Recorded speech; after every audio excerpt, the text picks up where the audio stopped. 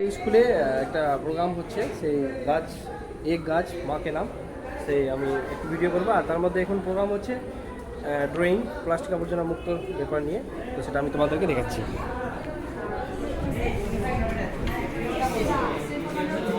আজ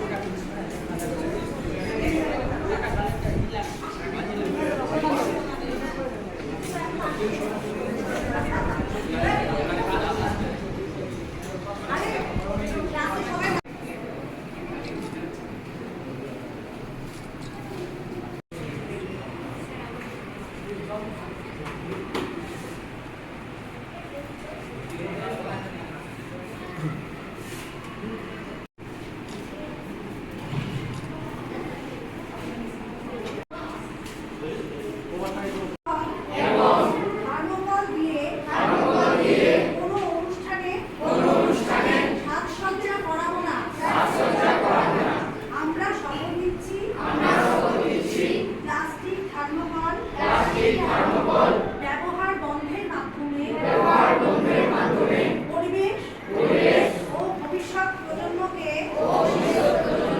সুরক্ষিত রাখবো।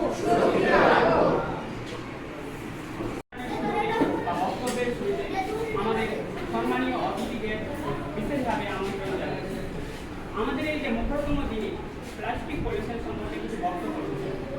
আজকে যে ক্রমবর্ধমান জীবন, এই ব্যস্ততার মধ্যে যে জীবন প্লাস্টিকের অত্যাধিক হারে ব্যবহার হচ্ছে, পৃথিবীতে দূষণের দিকে এগিয়ে নিয়ে যাচ্ছে, সেটি বুঝতে পারছে না মানুষ। অত্যাধিক হারে প্লাস্টিক ব্যবহারের কারণে বিপন্ন হচ্ছে অনেক জীব, সৃষ্টি হচ্ছে অনেক সমস্যা, সৃষ্টি হচ্ছে অনেক রোগ। আমাদের যে পৃথিবী বা জীবজগৎ বা জীব বৈচিত্র্য যে রয়েছে, এটি একটি খাদ্য শৃঙ্খলের মধ্যেই বদ্ধ। কিন্তু যখন আমাদের অত্যাধিক হারে প্লাস্টিক পলিউশন বা প্লাস্টিক ব্যবহারের কারণে এই খাদ্য শৃঙ্খলটা নষ্ট হচ্ছে, সৃষ্টি হচ্ছে অনেক সমস্যা। এবং এর চাক্ষুষ উদাহরণ হলো জলের মধ্যে পাওয়া।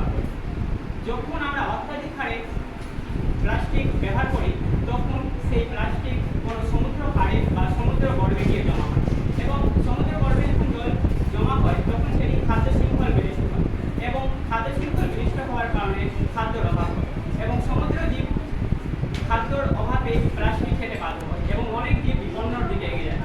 মানুষের এর উপরে অনেক ক্ষতিকর প্রভাব পড়ে, কারণ যখন আমরা এটি প্লাস্টিক বা অন্য কোনো জিনিস ব্যবহার করি, তখন প্লাস্টিকে থাকা রাসায়নিক পদার্থ খাবারের সঙ্গে মিশে গিয়ে আমাদের বিষতুল্য খাবার তৈরি করে। বিষতুল্য খাবার এর চাক্ষুষ উদাহরণ হলো ক্যান্সার।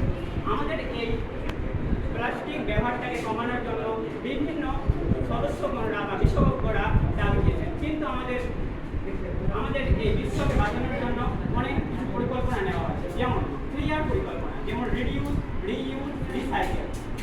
চলো আজ থেকে আমরা সবুজ পৃথিবীর পুনরুদ্ধারের জন্য এগিয়ে আসি। নমস্কার।